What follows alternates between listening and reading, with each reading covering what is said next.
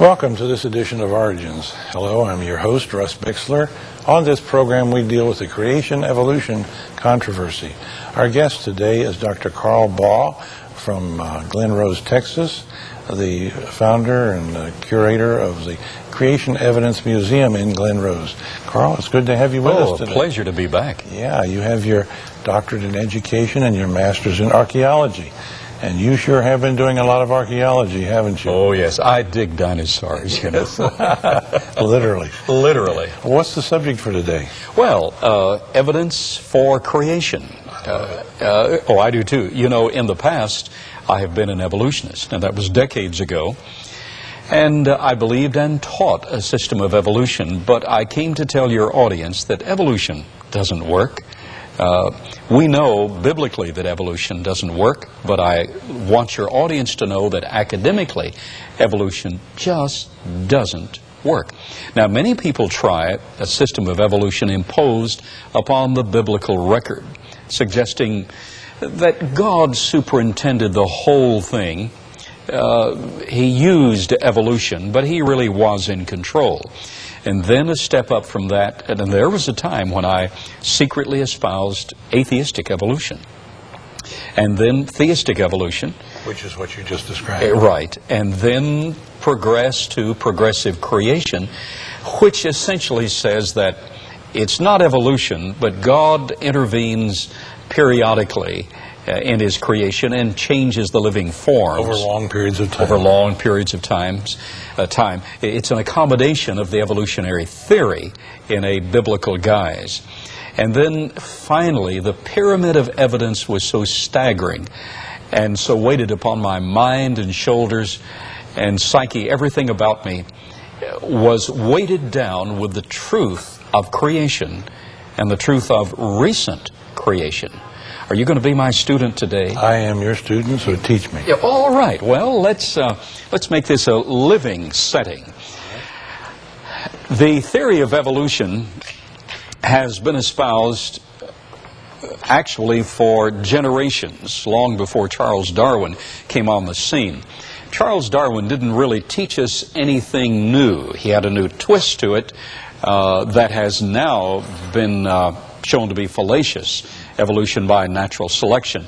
Natural selection actually preserves the species and the varieties rather than generating evolution. But the theory of evolution is a very interesting theory. It was postulated by the Babylonians and by the Greeks. Well, all religions are evolutionary. Yes, all religions outside direct biblical creation are evolutionary. That is correct. Do you know that the first mention of the evolutionary concept was in a Babylonian religious document called Enuma Elish? It taught that the gods were in conflict. Kingu and another god was in conflict, and one overcame the other and divided the other, and with the divisions made the heavens and the earth, and that living systems naturally sprang up as a result of the decaying processes. That's the theory of evolution, and that was taught in a Babylonian religious document. So those who teach that evolutionary theory is academic and creation concept is not academic really don't know the history of their own theory. It began as a religious document, religious concept. It still is. and it still is. It takes more faith to believe in evolution academically than it does to accept the evidence for creation. And hopefully today we'll get to cover that. The evolutionary theory was then reintroduced by the Greeks. And then Erasmus Darwin, the father of Charles Darwin, grandfather of Charles Darwin. Yes, thanks, student, for correcting me. I appreciate that. Excuse me. Good job. Yes, Erasmus Darwin, the grandfather of Charles Darwin, believed that natural selection was the mechanism for evolution. Charles Darwin was a phobic. Entire medical books are now being researched and written about his phobias. He lived in constant fear of everything and in fearful reflection within his own conscience. He was mostly afraid of, and I did a 500-page doctoral dissertation which had a lot to do with Charles Darwin's phobias and his concept and life origin. He was mostly afraid of design. In fact, as a grown man, he took every opportunity he could to shoot birds. Yet, he so identified with writhing worms. His best work was done studying worms, and it was mediocre science, but it was at least scientific. His study in life origins was not really scientific, it was speculative. He identified to such a degree with the worms that as a grown man, loving to fish, he could not bring himself to bait his own hook with a worm out of fear of harming the worm. And yet he would shoot birds. Yet he would shoot birds. Birds represent design. Worms represented to him writhing turmoil, but worms are well designed also. And honestly, I can't trust a grown man who can't bait his own hook. And I'm quite serious about that. You see, as grown individuals, we phase into adult responsibility, where we see things in an objective viewpoint and mindset. And we need to bait our own hook. And Charles Darwin could not bring himself to the point of growing into objective maturity. Yet the entire human race academically leans toward his concepts. And there's a reason for that. Why is Charles Darwin the hero of the plot? It begins with a chaotic Big Bang in concept. Watch closely. According to the theory of evolution, there was a Big Bang approximately 16 billion years ago, then chaos, and approximately 4.6 billion years ago, debris from that Big Bang settled into this area near the arm of Orion in the Milky Way galaxy, and thus we have the solar system that naturally evolved from that process.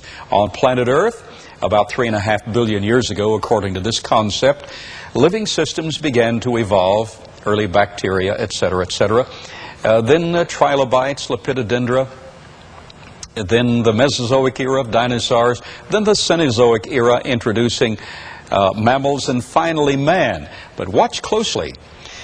Leading evolutionary scholars such as the late Carl Sagan were reticent to admit, but finally did admit, that the geologic column which represents the theory of evolution is not an ever-ascending column of complexity, but instead the entire system is an oval.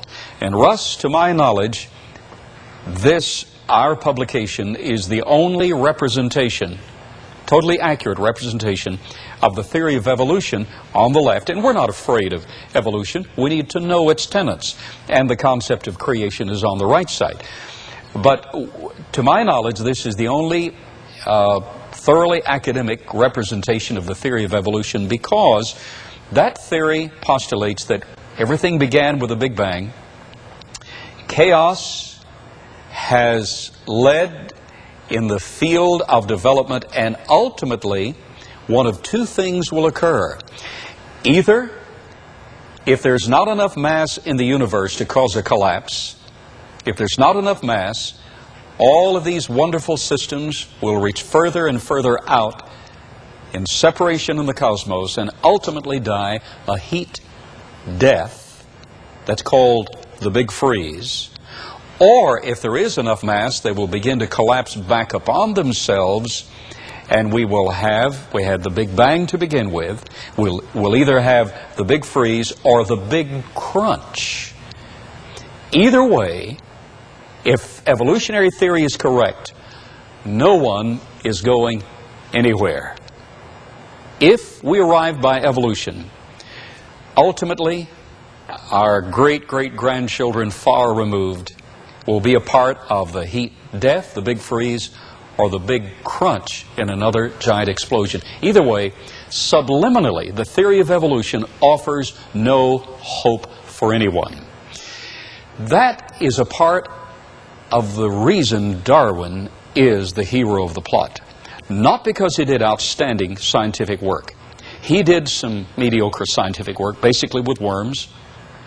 What he did with finches can be observed in a non-evolutionary concept. What he did by explaining natural selection as generating new life forms does not work scientifically and has been discarded. Why then is he the hero of the plot until this very hour? Here is the reason. Are you listening, class? Yes.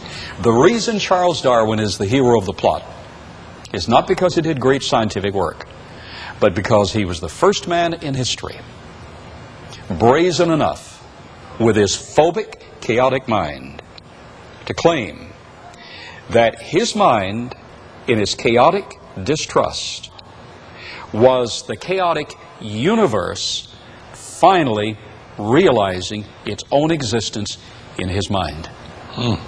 That's the reason he's the hero of the plot. But I came to tell you, evolution doesn't work. The world's two leading evolutionary astrophysicists were also primarily atheistic in their approach. Sir Frederick Hoyle, Ph.D., and Chandra Wickramasinghe, Ph.D. Now those were and still are considered to be in rarefied air. They're the individuals who are the premier scholars in this area. They, as atheists, just knew innately, that the universe had arrived by chaotic means, and they just knew innately that living processes had automatically sprung up. And, given enough time, anywhere in the universe, life would self-generate. Inorganic material generate to organic living systems, just given enough time.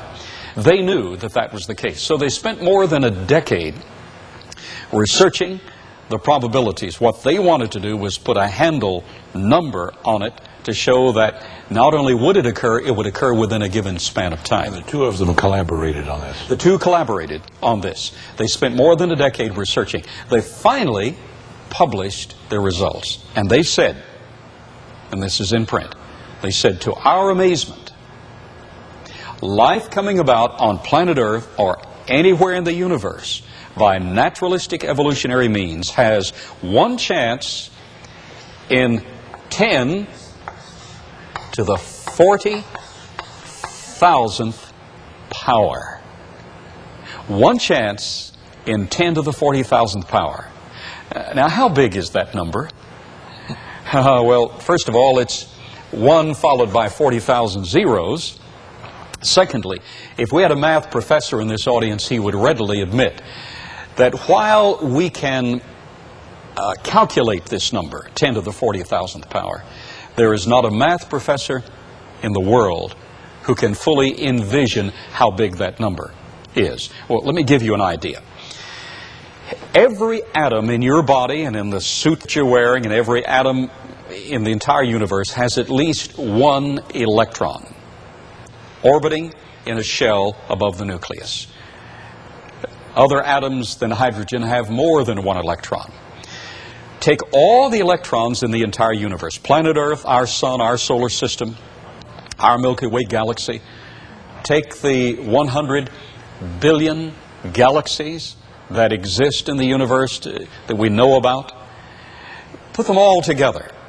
Take all of the cosmic dust in interstellar space. Put it all together. How many electrons would you have in the entire universe? You would have 10 to the 80th power of electrons. Let's go beyond that. Let's fill all known space with electrons. Now, most of the atom is just space. Let's cram that with electrons. Let's fill the space between atoms with electrons. Let's fill the space between stars and galaxies with electrons. If you made all of the universe a solid mass of electrons where you couldn't get one more electron in it, how many electrons would you have? 10 to the 130th power. Now, does that give you an idea about how big that number, 10 to the 40,000th power, is? It is so big that these two world-class astrophysicists said, evolution is absolutely impossible and a sickly pall hangs over the Big Bang Theory, and Darwinian explanation is nonsense. These are their words. They said, let's illustrate how impossible it is for life to have originated by evolution here or anywhere in the universe. They said it would be easier for a whirlwind to sweep through a junkyard and assemble a Boeing 747 jet in flight out the other end than it would be for life to have originated by evolutionary means. Evolution just won't work. And these two scholars follow that up by saying, well, it's obvious to us that something or someone has monkeyed with, and I like their choice of old-fashioned terminology. They said it's obvious to us that something or someone has monkeyed with the physics, the chemistry, and the biology of the universe. Well, I even know who did the tinkering, and he designed it. Which brings us to the next point. The whole point of this classroom session is evolution will not work scientifically. We've explained the mental and social implications. No wonder an evolutionary scholar must have some chaotic disarray in his preference. And if you'll watch closely, evolutionary scholars are very resentful individuals. I know. I work and debate many of these scholars on a semi-regular basis. There is an inbuilt resentment toward a God. If there is a God in their mindset, then that God certainly made them miserable. Well, God didn't make them miserable at all. Jesus said, I'm come that you might have life and have it more abundantly. And he said, my peace I give you, my peace I leave with you. Not only am I giving it while I'm here, I'm going to leave it after I'm gone. You and I are recipients of that wonderful peace. It's a wonderful commodity to have. So evolution doesn't work in its basic concept. It doesn't work when you examine it in the scientific probabilities or possibilities. Then evolution doesn't work because of the tremendous, intricate design of living systems, the interdependence and the codependence. A book was written some years ago. Dr. Michael Denton from Australia, a major world-class scholar, wrote a book called Evolution, A Theory in Crisis. And within the last few months, Dr. Michael Baugh of Lehigh University followed up with Darwin's Black Box. Both of them evolutionists. Both of these individuals were evolutionists by training, and both have admitted Darwinian evolution doesn't work. And Dr. Michael Denton said, I don't know what the answer is, but I know it's not evolution. Well, we can go a step further. We do know what the answer is because we've been there in experimentation. We've been there by examination of the truth and have embraced the truth in the Word of God and the person of Jesus Christ. But now both of these scholars were evolutionists by training. Both admit the following. Let's just simplify what they're saying. Take the living cell. We used to call the living cell, when you and I were in school some decades ago, just a blob of protoplasm. Well, we found that that living cell is, first of all, three-dimensional. It's hard to illustrate that in your two-dimensional classroom here on television. But everything is interrelated and correlated in its structure, and everything must be in place independently and simultaneously for the living system to work. Now, the living system is made of compounds and elements which are natural, but they cannot naturally or fortuitously align themselves in this configuration. They have to be designed. For instance, these two scholars said there is in the nucleus of the cell, the double helix, DNA. Explaining that DNA that incorporates the genes and chromosomes of the entire living system by naturalistic means is absolutely impossible. That's what these two scholars, Sir Frederick Hoyle and Chandra Wickramasinghe, were illustrating to us. So that DNA requires a design because it is consistent with itself. But not only do we have the DNA, which is the heart and nucleus, it's within the nucleus of the cell and it determines what the whole organism will be. In addition to that, in order for that cell to become or produce a living organism that is functioning, that DNA must divide.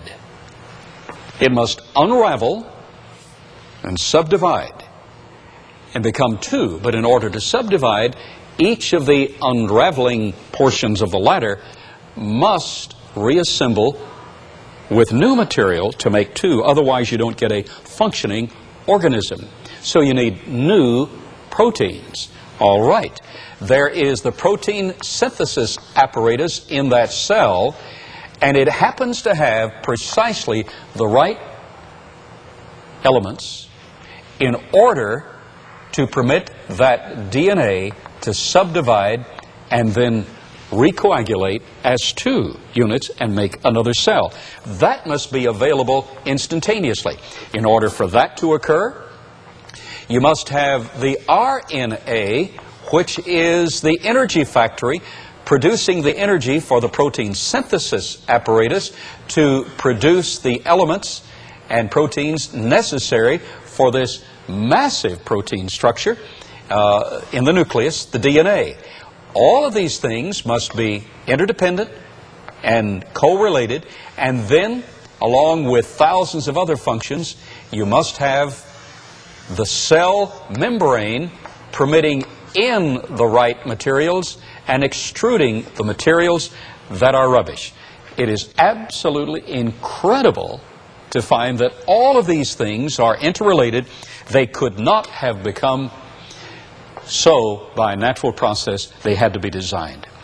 But you know, I think the greatest single evidence I have personally examined for creation is the human mind.